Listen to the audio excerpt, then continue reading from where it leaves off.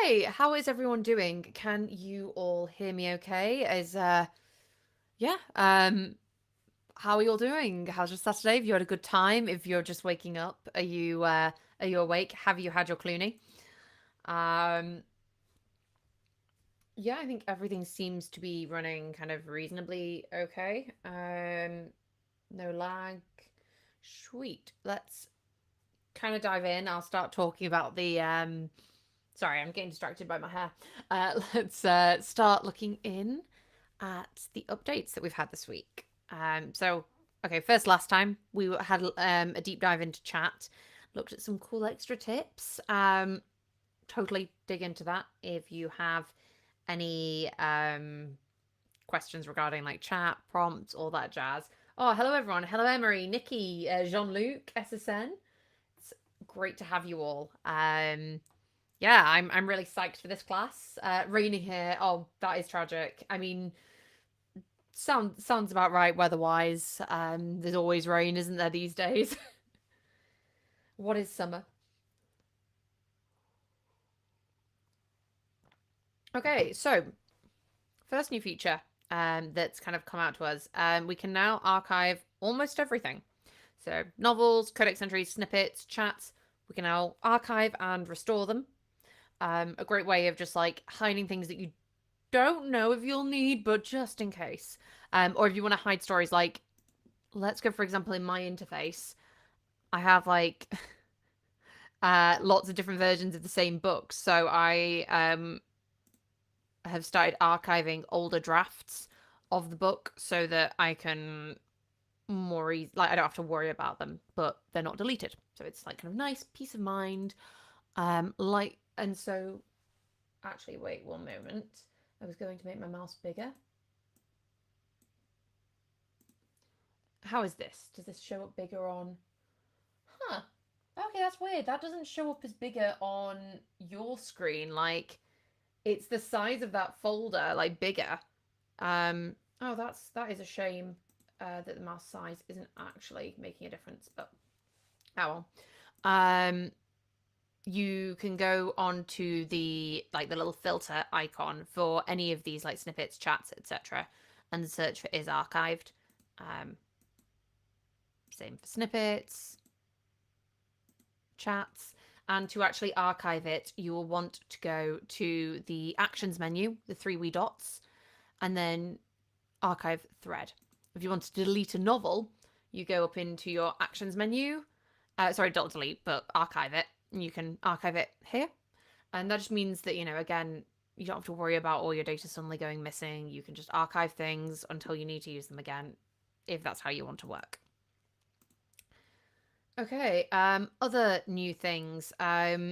We have also included in the when you have like the view outline or scene or whatever, it also now includes the point of view character for more easy kind of so everybody knows what's going on. So if we go to full novel outline and then preview final prompt and then scroll down to the outline, you can see here now it says what scene it is and who the point of view character is, just to kind of help keep things going, especially if you've got like his or her stories.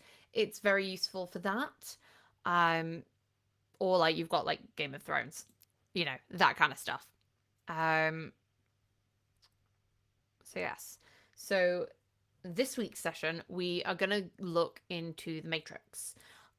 This is, I know I'm totally guilty of this. Are any of you guilty of this? I'd like to know, but I sometimes kind of forget how like useful the Matrix is because I spend so long on the grid mode that I forget to go to the other options. And then I started like working for this video and I was like doing like my lesson prep and I was like, oh my god, why have I not been doing this sooner? Like it is a game changer for and like has some really good use cases. So I would definitely recommend after this stream just having a play about with it and seeing what you like and share tips with us all. I'm just gonna finish my tea and then we'll get started. Does anyone have any questions before we go?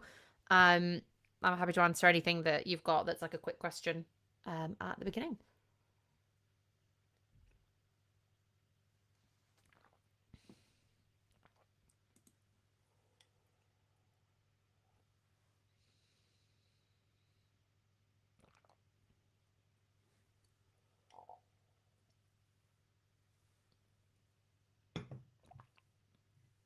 Okay, so first, Matrix. For those of you who aren't super familiar with the Matrix, I'll just give like a little anatomy class on it. Let's close this. So in the Matrix view, think of it as like a giant grid. So down one side we have the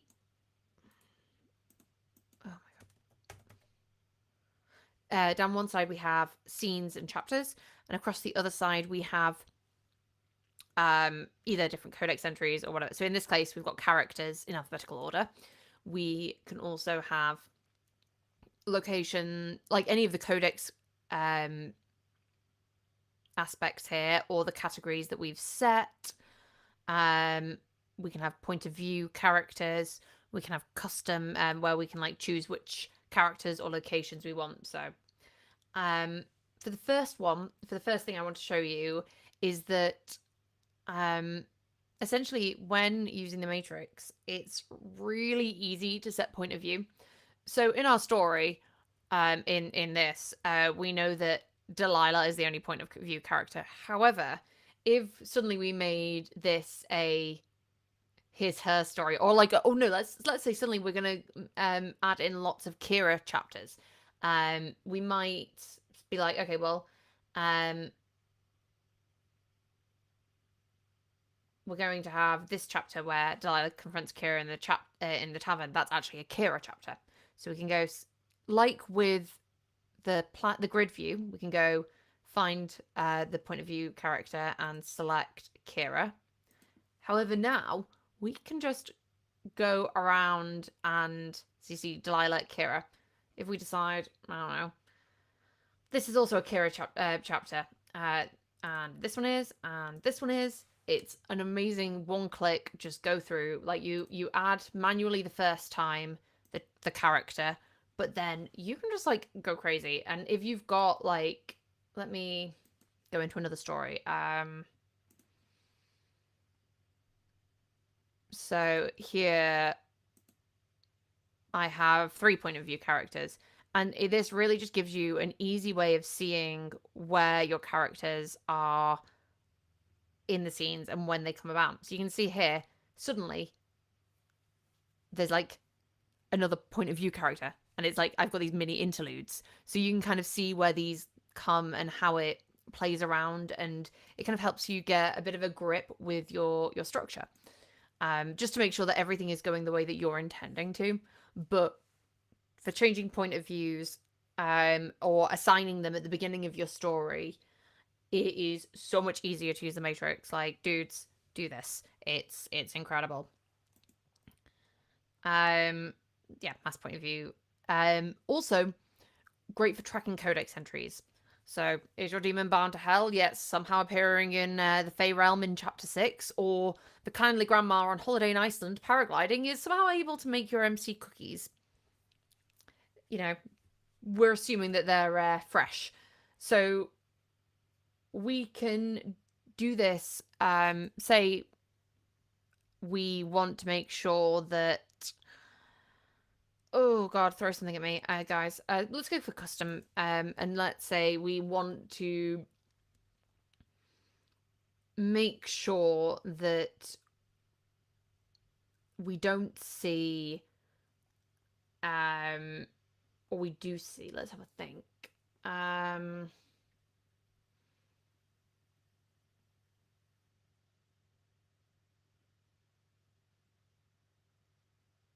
Okay, let's say we have Geocore, which is one of the drinks in my world, in this world, and we also we don't want that to get mentioned anywhere that there's a setting that is like, I don't know, like hoity-toity and stuff. You can kind of then take the location and the object and track, and say if you had a scene with that in, you'd be like, okay, just want to double check like why this is in there. Is there a reason? And you can kind of do it for fact checking, or if like you have certain characters that aren't allowed in an area and they get mentioned and it's not because they're sneaking in, that kind of stuff. It's really good for just kind of just doing those little like fact checks. And also just seeing how often like something gets mentioned in the story. Okay. Next thing, you can also sort by labels. So you can see here that it's grayed out, and that's because I don't have any labels yet with this story. However, if I go into the settings, writing, I'm going to add some labels for status. So I'm going to go first or outline, first draft,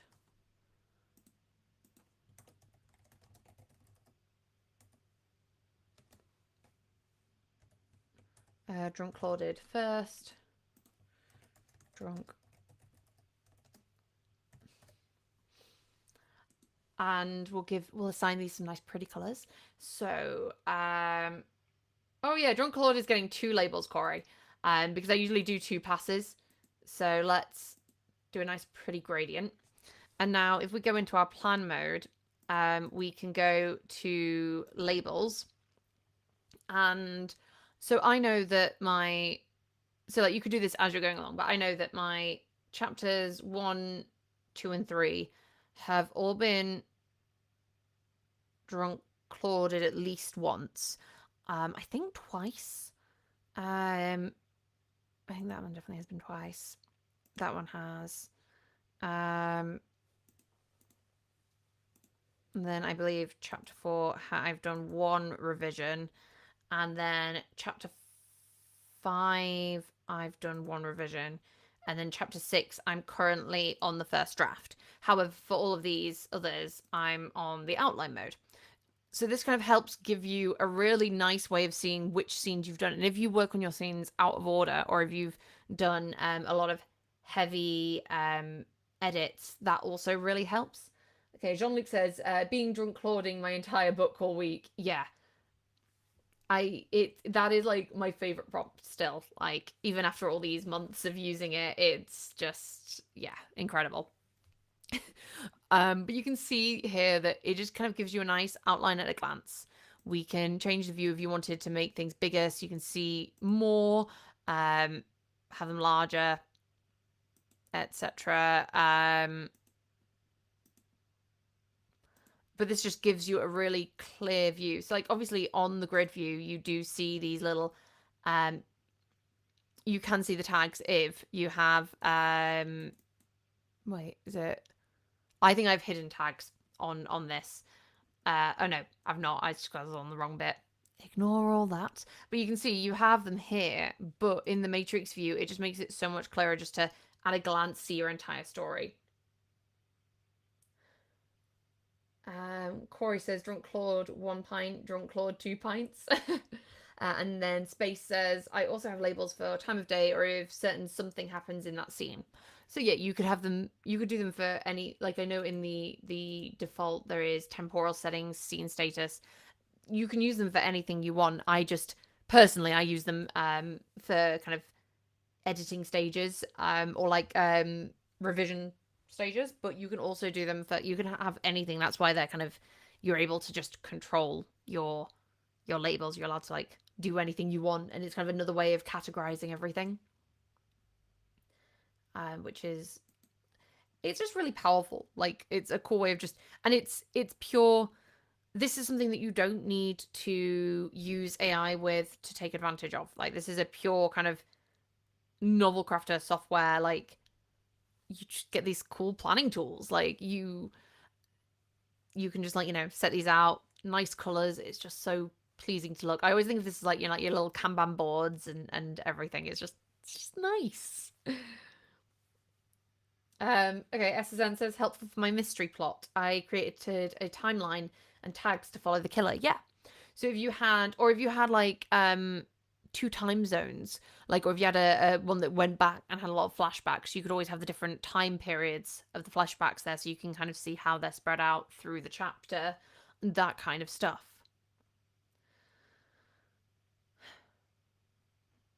Okay. Where am I up to? Custom categories. So we've looked a little bit into these in past classes, but custom categories are a way to group related codex entries in order for human organization. I think that's kind of something that's very important to address. Like, these are like folders, they're for human use. The AI never sees a category. This is like the codex so like codex types, character, location, object, lore, they are included in the AI. Custom categories are not. So if the only mention of something is in the codex category name, it's never going to get seen by the AI. So using the codex categories, so I have here, I have a rebellion one, I believe. Yeah, rebels. So I might want to track here how often. Let's swap the. That doesn't work. Okay. I might want to track how often different rebels get mentioned throughout. So we have the tavern where it's mentioned, and we have the different characters. And it's interesting to see how often a certain entry gets mentioned and like track where they are within the plot. So are they associated more or less with the characters and the like? So in this, I might be like, well, Delilah's relationship with the rebellion is that she's never fully invested, but that as time progresses, they invade more of her life. So it might be that I want to make sure that in earlier chapters, other than her sister, there's very little mention of the rebellion. However, as the scene progresses, the rebellion and characters that are within the rebellion are cropping up more and more and more, and kind of by the end, the latter half of the story, they're kind of in almost every scene. And through the Matrix and showing this, we can kind of see the progression. Or we might be like, okay, well, the main characters we want to look at, and we want to see, okay, well, how often are the main characters in the scenes? We've got them here. We're scrolling down. We can see that Delilah is obviously in every scene. Nicodemus is in some scenes. Kira's kind of in some. Perrin is coming up a lot less frequently than the others, but that's good. It's good to know where this is all happening. We can see now our main characters are all grouping together a lot more. Obviously, after Nicodemus gets unalived, he is not in it at all, but something that's good to keep track of. So we have a question. Mr. Millionaire is asking, what is Drunk Clauded? It is as Corey's answered, it's a custom prompt where Claude takes the role of a drunk beta reader, and we've made this prompt, or we've like the way the prompt is worded is to try and like fight against the instinct of LLMs to have like confirmation bias. If you tend to ask stuff, it will often give you just like positive affirmations and not actually scrutinize what you're doing. And so by kind of giving it this like uninhibited mindset, and it's kind of giving a character for Claude to follow. And we find, like, a lot of us find that there's some really good advice given. Like, of course, as with any prompt, you want to take the output with a pinch of salt, but it's a really powerful kind of way to to get that data to be like, okay, is this scene working as I want it to? And then within the prompt, there's a lot of like categories for what feedback we're looking for, just to kind of help it along. In a lot of our other videos, like if you go to any of the Write With Me videos, we usually analyze the scene after we've written it using Drunk Claude. Okay. Yeah, I think, again, this, keep an eye on. If there's an aspect of a custom category that is important for the AI to know, that needs to be in the codex entry's description. The AI isn't going to know that there's a rebellion and that they are all rebels if the only mention of rebels is in the Codex custom category. So you would have to make sure that it's mentioned in their Codex references in the description.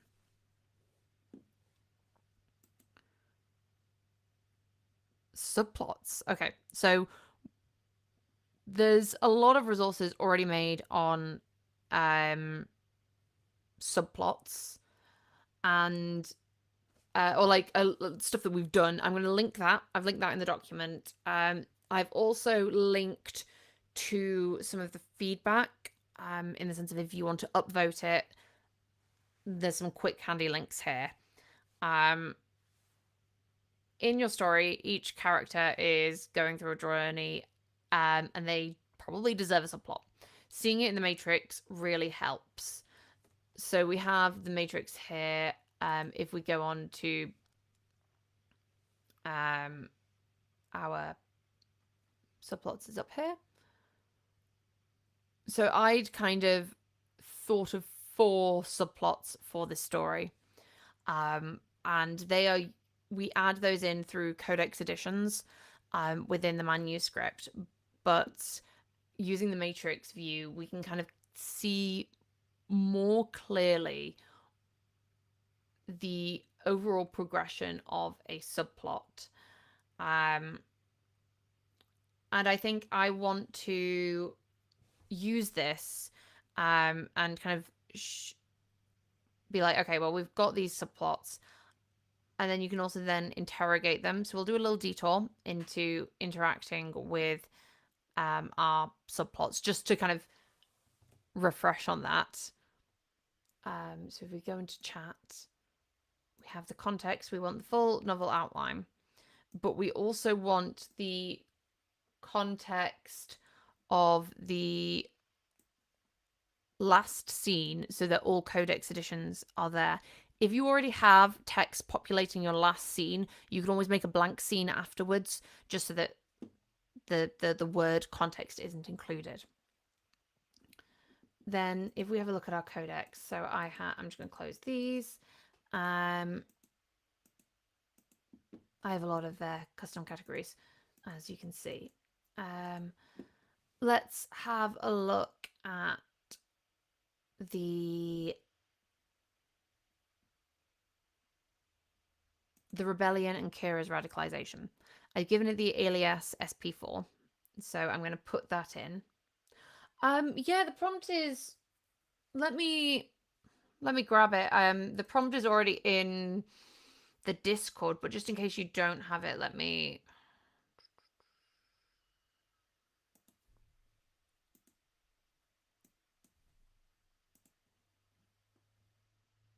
I'll just pop it at the end of the Notion document.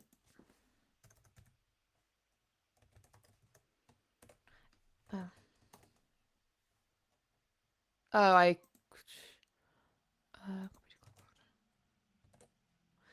you just want to press copy and then go to new, create from clipboard. But it's there at the bottom if anyone wants it.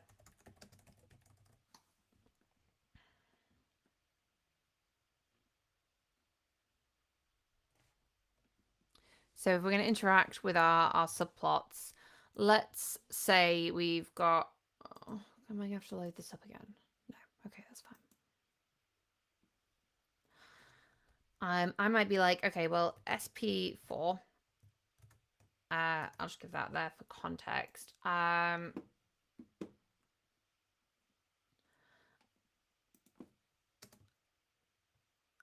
Please,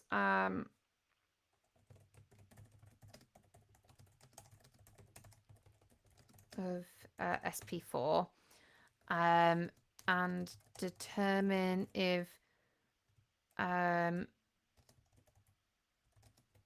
a chapter write a list of moments the subplot progresses throughout the novel, then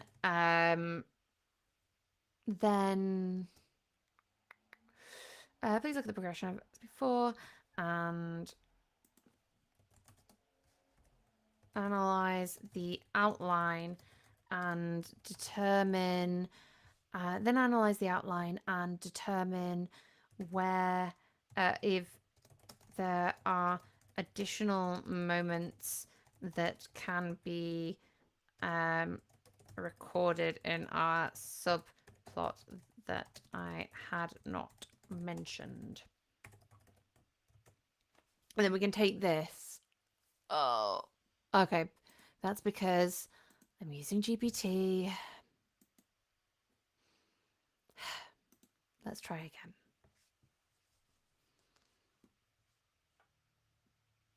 I'm kind of curious to see if we pin this.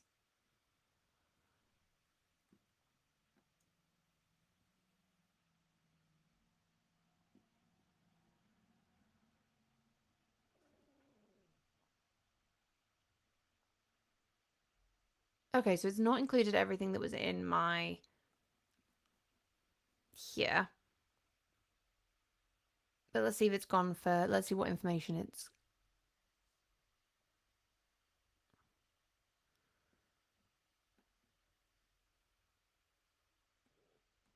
Okay, so it's mentioning, it's bringing up chapter 6, which wasn't in my original outline. Chapter 11.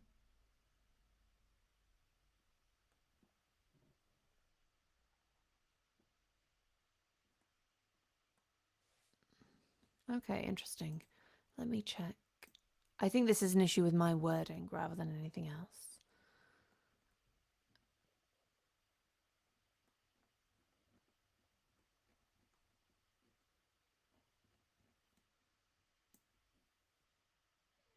It's brought in a lot of things now.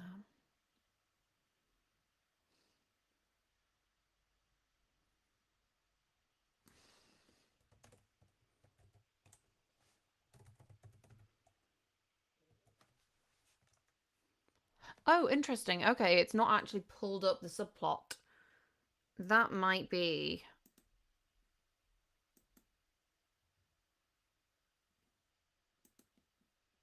interesting.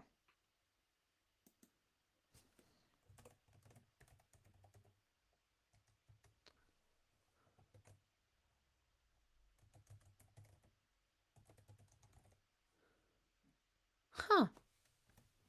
It's not pulled up like... Okay, let me just check.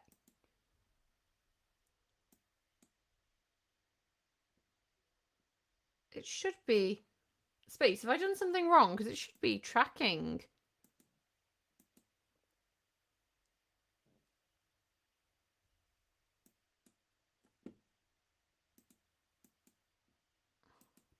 Well, you're getting to see some live troubleshooting. Maybe I've just... Well, no, so it is SP4 because I have the Codex entry. Like, I have it... It knows what I'm talking about in this. It just wasn't acknowledging it within the prompt. Like, I purposely put the dash in the shortcut.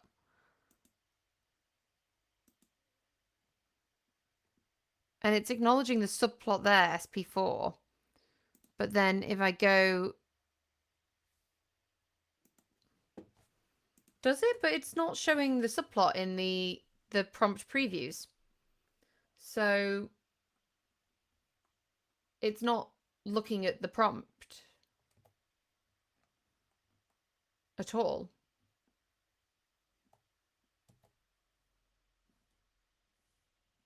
Like, it's not seen the Codex editions.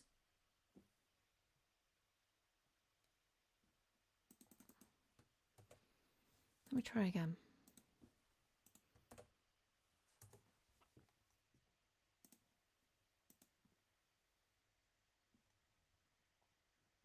Oh, so it is there, but it wasn't before.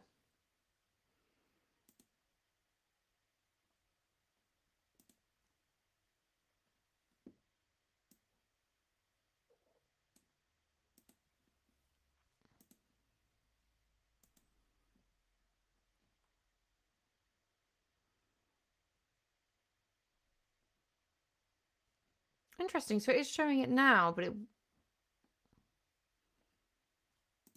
wasn't before.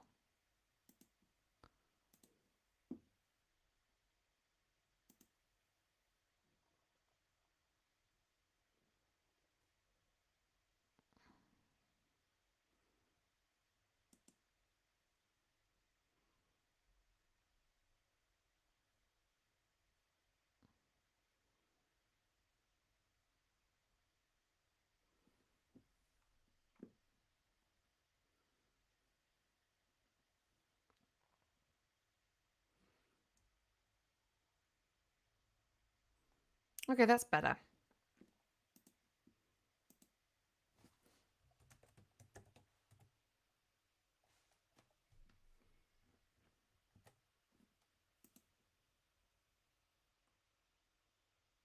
Did it? But I couldn't see it when I was searching for it. That's why I was confused.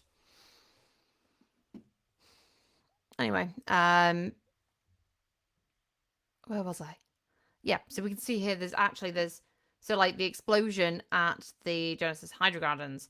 That's a kind of important thing to mention in the rebellion subplot. The confrontation is different. Yeah, I need to rewrite that. And so it kind of keeps you a little bit on track. So if we go, let's close that, go back onto the plan interface. So I'm like, okay, well, I know now that I've got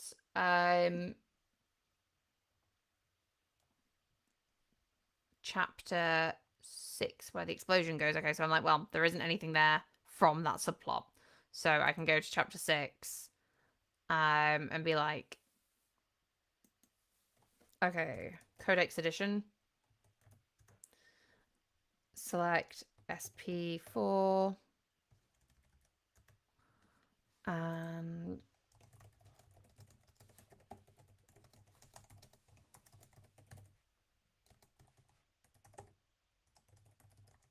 oh, okay. Code editor only shows the lines on screen.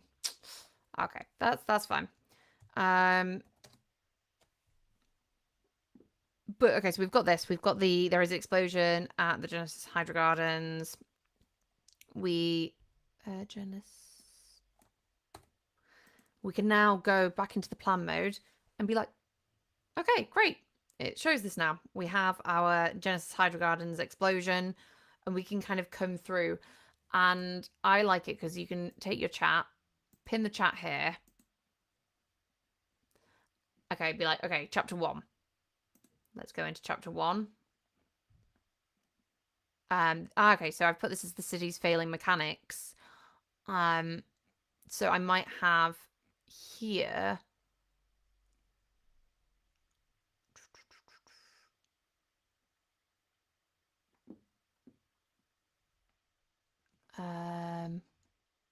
Where is it that she?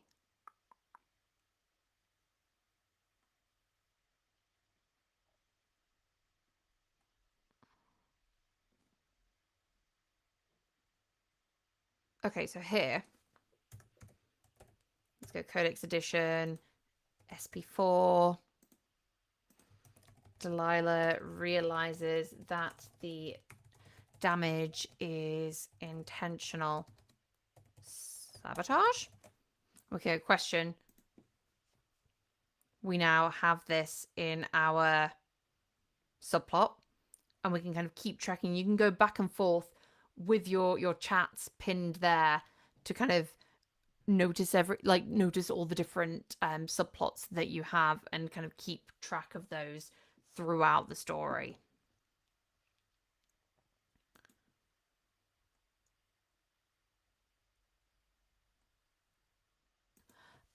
Again, we've kind of covered this a little bit already, but custom views. So the example I've had here is, does your hero and villain meet? Like, or if you've got two characters and you're like, how often are they actually coming in?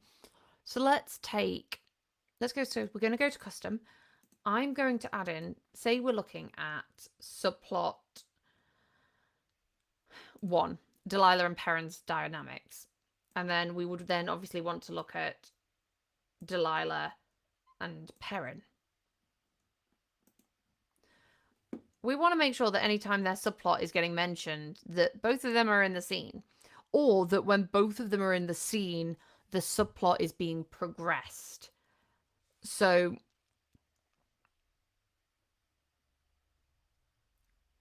here we've got a scene. Okay, this is because it's not finished writing, so that's fine. But like, okay, Perrin offers Delilah a task. That's there. Crossing the bridge. This is Perrin is mentioned, but he isn't in the scene, so it's fine that we've not, it's fine that we haven't got anything in the subplot, but we might want to keep an eye on it. I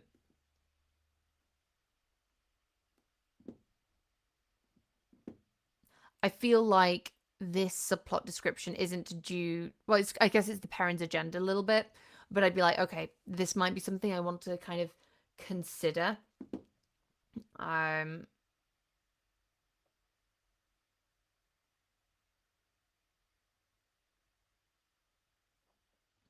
so you can kind of keep going through and just be like, okay, have I got everything there? So let's try this again with a different set of entries. Let's go back to our subplots. Let's look at...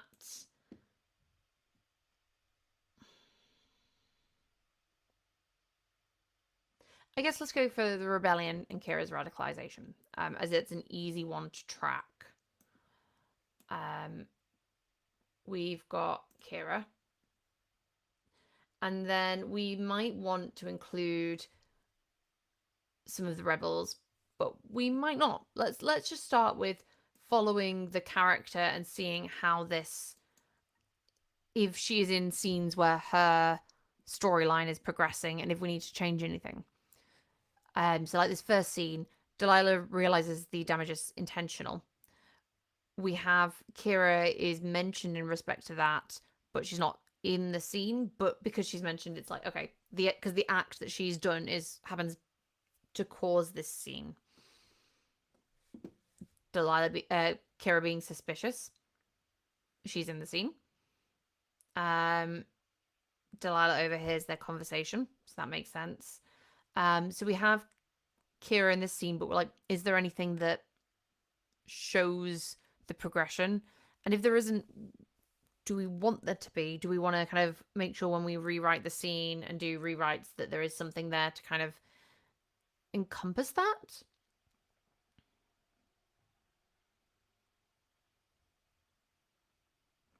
And then if we go towards the end, we want to make sure. I feel like this, where we've got the last scene of Kira, like, in her death, it's like, wait, okay, so Kira's most radical moment, and there's nothing in her subplot here. Like, that feels like a big miss, like, that I've done. So I'm going to go into that scene. We have something mentioned with this dynamic, but we've not got anything relating to Kira's subplot.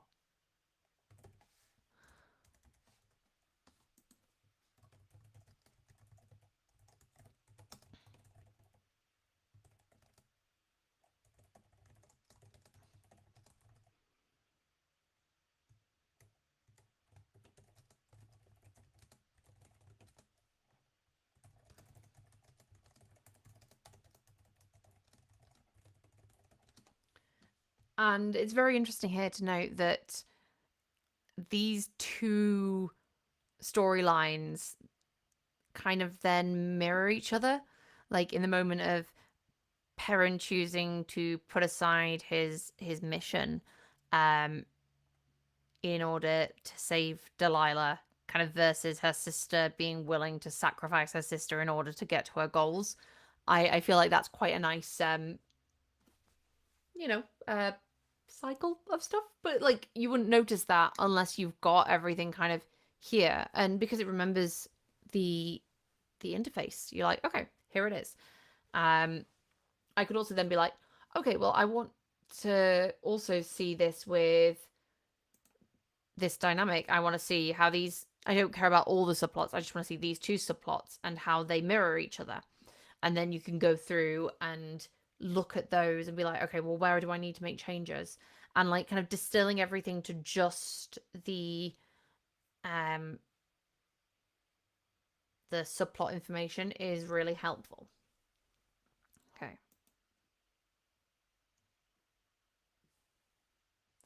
Full scene context. So you can also use the matrix if you want to add a codex entry to a scene's context so that in every beat it shows up regardless of if you mention it or not. This is especially useful for if you want to add locations, if a magic system in your scene is going to be involved. So say if you have a scene where there's a magical fight, you might want to just have the context of your magic system there, kind of informing the AI for the entire scene. Or you might, you know, in case you don't want to have to add the right references in every single beat. So to add a codex entry as a full scene context, let's go to, we'll stay in custom for now. Let's go locations. Okay. So this is showing currently locations that have been mentioned in a scene. So if we've mentioned, like, yeah, for example, we've got the Arcanical Cathedral. In order to add them to the entire scene context, let's do it before and after so you can see with the prompt preview how this works. So we have chapter 7. This happens at the Arcanical Cathedral. If we just have a beat, general purpose, preview final.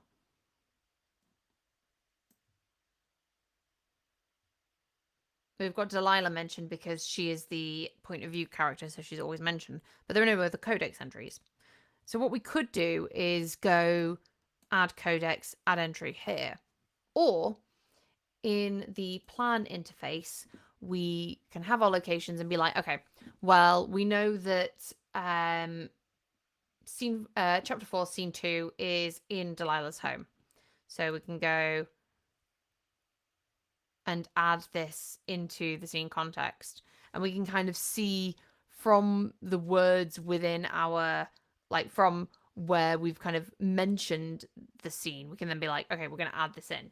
So, like, by the time we get to chapter 6, we know that this is in the Genesis district, in the Hydra Gardens. So I might add it here as well. And so the codex entry is mentioned in both. Or when we have the burning library, that is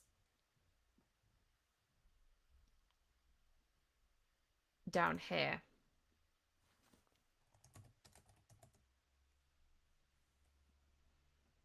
So we can then go and add the library. Or, you know, we could add in, if we're like, okay, well, this scene, it's in the workshop, so we need to find the workshop. And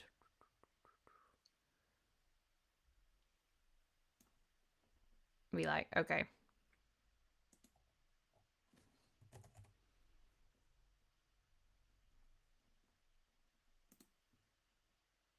And you can kind of see through. And then if we go back onto that original scene that we were looking at, I didn't add it in there, did I? No, I wanted chapter 6, the gardens. You can see that it's added here now. And if we go into generate prose, we can go onto the preview final prompt. If I don't click off it.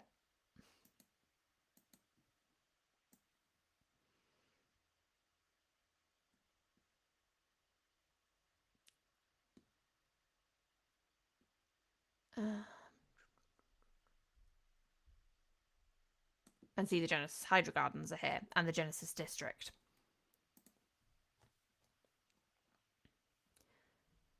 Okay, I have one final thing to show you for this session, and this is something that I've been like playing with recently, and I thought it might be interesting.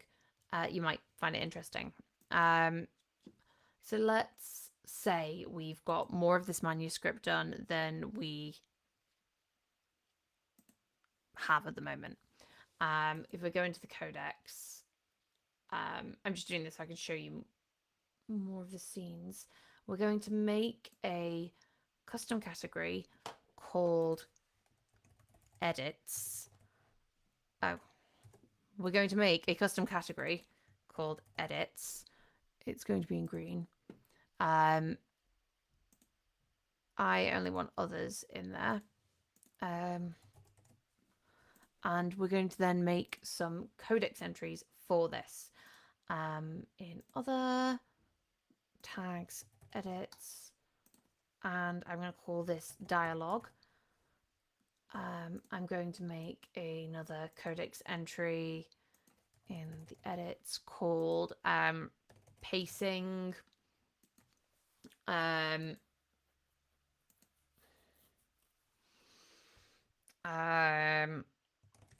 Characterization.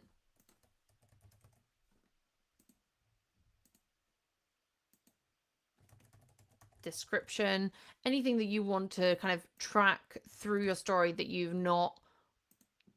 maybe don't feel you've quite got there. So let's say in chapter 6, I'm kind of like, okay, the conversations feel stilted.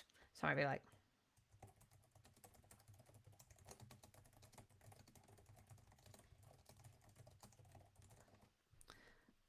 and then I can go into my edits and put that into dialogue. I might also be pacing wise. Oh, Codex feels slow at the beginning. And so then I'll be like, okay, well, that goes into my pacing track. In chapter 5, we might be like,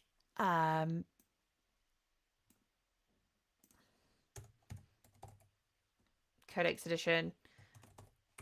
Does Perrin sound a bit weird here? Add this as a Codex entry in characterization. And then if we go into the plan mode and we go matrix, we want to show our new edits chapter. And we can see now we've got our 4 bits of edits, and we can see now, okay, so we've got these tasks, and it kind of allows you at a glance to see where in your story you need to make more edits, and like you can kind of have them as a list and just be like, okay, bullet points, and then when they're done you can take them, you can go, okay, well, now I can get rid of this. And it's like, it's a very handy to-do list, but also that kind of gives you a overarching view of all of the edits that you need to make in different categories. So I've kind of found that it's slowly becoming something that I'm finding really helpful. But yeah, so that is all of the kind of different bits that I wanted to cover in today's live stream. Does anyone have any random questions that they want to ask, or any requests for next week, or anything? Like, you know, I'm at your mercy for the next few minutes if anyone has anything. If not, I guess we'll end early, which feels weird. Or if anyone has any other ways that they use the Matrix that they want me to share, or like kind of show live for other people, like I'm always happy to kind of dive in. Yeah, Victor, I'd consider it's kind of like the equivalent of comments. I guess like you could, if you had like if you were collaborating with someone, they could always do notes to you through that. You can have like Kate's notes and like the notes that she has for it, and you can put them under the section. So it's kind of a nice like non-destructive way of tracking everything. And because you can put the Codex editions exactly where you want it, you can have them here, and they'll show up in, you know, so if we have, I don't know, another Codex edition in characterization, and then we go back into plan, you can see that it puts them in order as well. So it's kind of like nicely organized. Paul asks, have you ever had the AI start a subplot early in your novel? The only time that's happened with me is if it's accidentally gotten into the AI's context, like if I've mentioned it. If I know something's going to be a subplot and I don't want the AI to write about it yet, I just will not mention it. Like, the AI does not need to know about it until the very instant that the plot is starting. Sometimes I've had, like, romantic subplots and the AI has been like, oh, I ship these two characters and then started trying to write them being closer than they are. Like, that has happened a few times. And usually if that's the case, I'll then have to, in the beats, be a little bit more explicit in saying that they're strangers. Or like, I'll just have an instruction at the end I'll like have the beat of their conversation, then be like, remember, these guys have only just met. Or things like that. You kind of just like subtle prodding that you need to do. But yeah, unless it's something like that where the AI is just kind of like inventing a subplot, it's only when I've accidentally mentioned something in advance and the AI's kind of taken it and run with it because the AI likes to complete things. It will try and do as much as it can in a beat if it has any like snippet of information. So yeah. Are there any other questions that you guys have, or anything else you want me to show?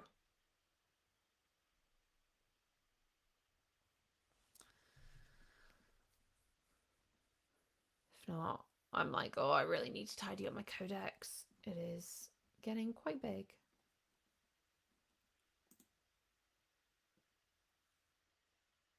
Emery says, yeah, AIs want insta love. AIs love to just be like, okay, guys, this is an insta romance fic. We are starting straight away, and it is going, and there is nothing you can do to stop me. And we're like, okay, chill, take a chill pill, please. Okay, let me just remove these codex editions as well, for the editing, because they're not actual edits I want to make. Or they're not edits that I need to make. I was just like using an example. Necessary.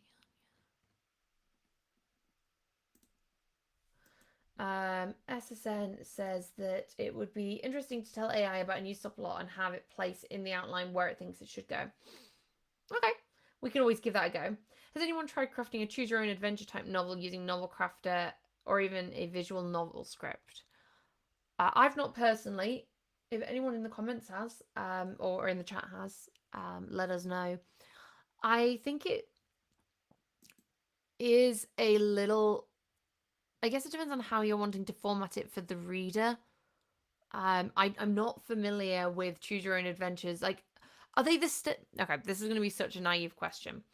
Is this the same as, like, the Goosebumps style choose your own adventures where you have like the page at the bottom and it says like, if you pick this way, go to page 3. If you pick this option, go to page 200. Is that kind of the vibes that the choose your own adventures are?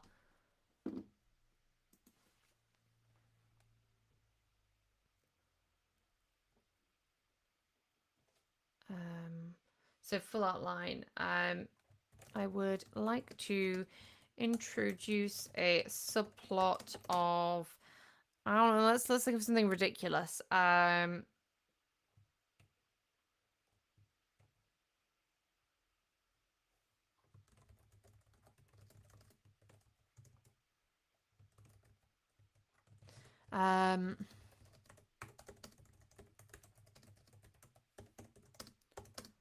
Okay, yeah. You could do, like, you could lay it out and have like, I suppose the you would probably have to choose the read back, or like what the AI sees. It would be interesting kind of navigating that. I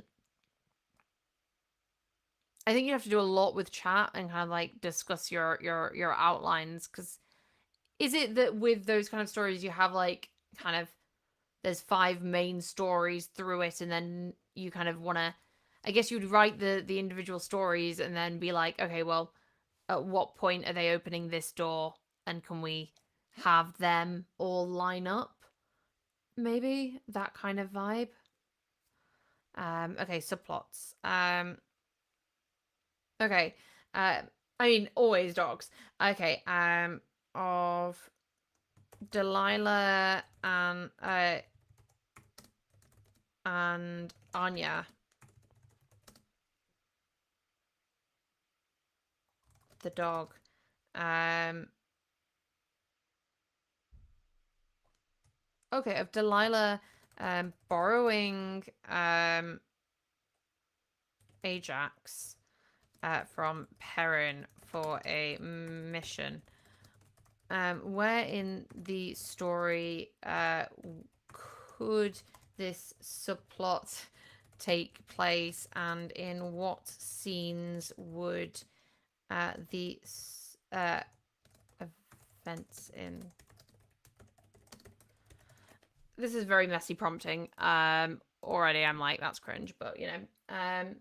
So Codex edition, how much gets brought into the AI? So the AI only sees stuff from the chapter that you're in and before. It doesn't read the stuff after. It's only stuff that happens before the scene you're on. So it sees the description, and it sees any of the Codex editions that have occurred before the scene you're working on. Okay, so introduction. It's like,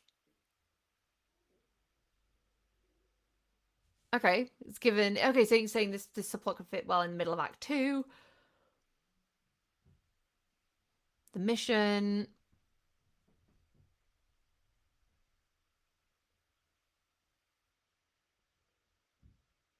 I don't understand how she spots Ajax with parents of the dogs and hasn't returned the dog yet, but you know. Um